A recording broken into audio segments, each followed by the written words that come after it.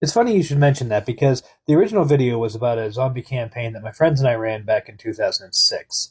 But I then told my friend Tripper about that campaign. I told him basically the same story that I told on here back in 2018. And at that time, he was interested in doing a, a campaign that would have had people playing themselves, but using this story that he had come up with, that he had written.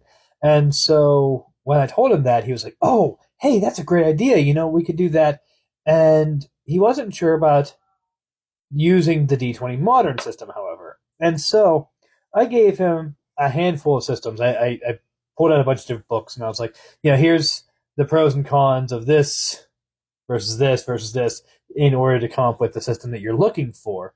And what he ended up doing was building a custom system for the game that he wanted to play. But the biggest inspiration, what he actually did was he took one system and then he edited it significantly in some ways. Mostly it was in terms of how damage is dealt and tracked and how weapons work and stuff like that. The core system was left largely intact, and that core system was the New World of Darkness. So that was what you're suggesting is basically exactly what ended up happening when I told my friend about this exact same story. And yes, for those of you who were interested, it did work out pretty well. It was a fun game. It worked well.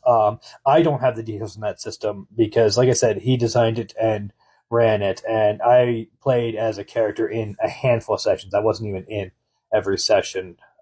I had moved away from the school by the time he ran it, and so it was more difficult for me to be a regular part of it. But he did run essentially the same idea using a repurposed White Wolf core system with a bunch of other stuff that he built around it.